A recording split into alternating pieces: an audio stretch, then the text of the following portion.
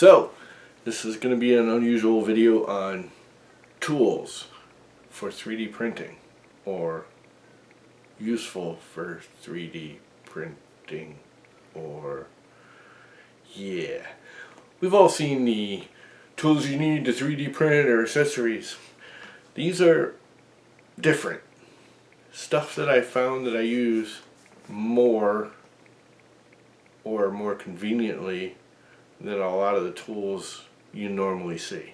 Some will replace some of the stuff that you see everyone say you need or will want. I mean, you really don't need any of these things to do it, but it makes life easier. Some of them replace them, some of them are add-ons, some of them are stuff you don't think about normally. Anyway, let's get to it.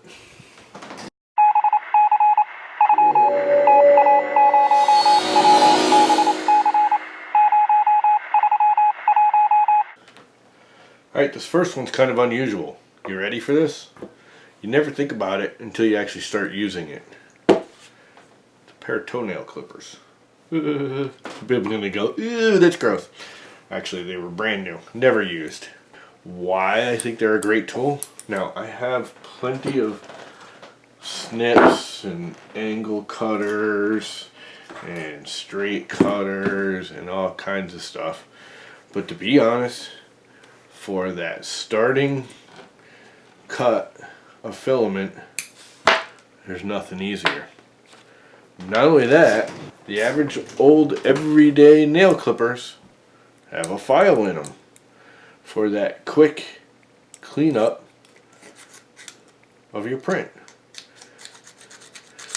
They also have a little pick hook right here, which is great for popping. I can't do it right now, but popping out you know, supports and stuff. If it's too big for that, you still have this handle which you can use, and you can get it in there and pop supports out. They're really quite handy. I actually use them a lot more than I use these. A lot more. That's my like go-to tool for, you know, prepping the filament before it goes in. It's easy to get an angle on it. It leaves a much cleaner cut. It's just a great little simple tool that you probably already have around the house. Next thing is kind of an odd one that you probably already have, and it seems strange, but this is a mini knife. This is your standard utility knife. These are minis. You can get them pretty much everywhere now. These things are just amazing. I really like them. I do construction, or used to do construction for a living, and as you can tell, I really like them. They work great. They're small, they're compact, the blades are interchangeable. They're just like a standard, you know, utility blade, except for it's smaller. Really good, simple, small. I mean, a regular utility knife's great, X-Acto knives are great, but this is just one of those, you know, these two things sit side by side for me. Simple utility knife. And they're nice, they flip open, they're small, but they're comfortable, safe because they fold back down. I just really like them. It's different than most of the other knives, and it's my preferred one to use probably 80-90% of the time with 3D printing. The next one is kind of different. Most people have your standard Allen keys, or they upgrade to these. I love these, don't get me wrong. I use these on most of my printers, and all it is a ball end. I don't know if it'll focus on it, but it's a ball end Allen key. But I do often use these. And what these are the same thing, but ratcheting. Now this is really cool. This is your standard one. You put it in and you've got a twist handle. It's small, it's compact, you can get it into tighter spots. These are all interchangeable. These are nice. They are also ball end, come in all different sizes. They're actually the same company, Bohidus or whatever. I can't pronounce it. I'm terrible at pronouncing stuff. Same brand. It's just you just get a driver bit and the little handle. Now this little handle, actually these come in packs of like 4 or 5 for like $7 or $8. The other thing is it's a socket drive. You can put a 1/4-inch socket on it. So if you need a socket for the nozzle, you just pop a little 1/4-inch drive extension on here, tighten or loosen your nozzle. I also have this one, which I like a lot and use quite a lot because it's ratcheting. These are like $10. Again, it has a socket drive. You can actually add this onto that if you wanted to. I don't know why you'd want to, but you can put a socket on it. So you can undo your nozzle, tighten it up, like $10.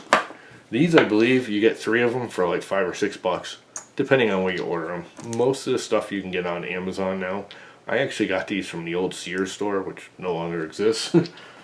But I believe you can get them all on Amazon and, you know, any mail order or Home Depot or Lowe's or your favorite home store. Really good tools. You know, if you're working on stuff like this, now I don't have the right size socket here, but you know, this thing's just absolutely smashing for doing this kind of work. Where you need to just hold this here and then twist this off. It's just amazing what this stupid little thing can do. And again, I think they're $10. Matter of fact, I think I've seen them a couple times where you can get 2 or 3 different ones in like different colors for like $12. You have to look around. And the last odd one is this. What's that go to? Well, that's not really the whole thing. This is. And I should probably move back a little for it. And it's basically a dust buster. Now, I'm going to recommend one like this over your standard dust buster. Not because they're better, but because they are a little bit better. It's not any stronger. The thing about these is your tool batteries. Whatever tool you have, almost every company that makes, you know, a tool, these batteries in the vacuum will far, far, far, far outlast, you know, the basic $39 dust buster. The dust buster's fine though. It'll still work. And what you use it for is vacuuming your printer.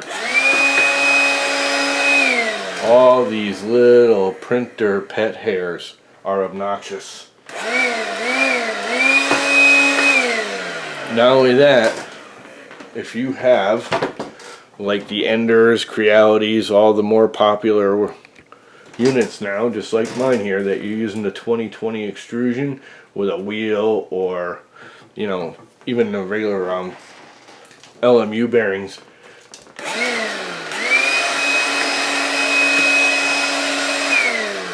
vacuuming out the track can save you a lot of headache in the future. It can keep your wheels clean, it can keep the track clean, it can keep the printer clean. By vacuuming them out with a stupid little vacuum like this. Now you could use a full-size vac too. I just find this super convenient. And I like the brush. This brush is an old brush. Didn't fit this vacuum. So, hey, I got a 3D printer, 3D printed adapter. But any small portable vacuum cleaner thing that you can get, and I can't get it into the camera. There you go. This is the Makita. I really, really like this. They're about $100.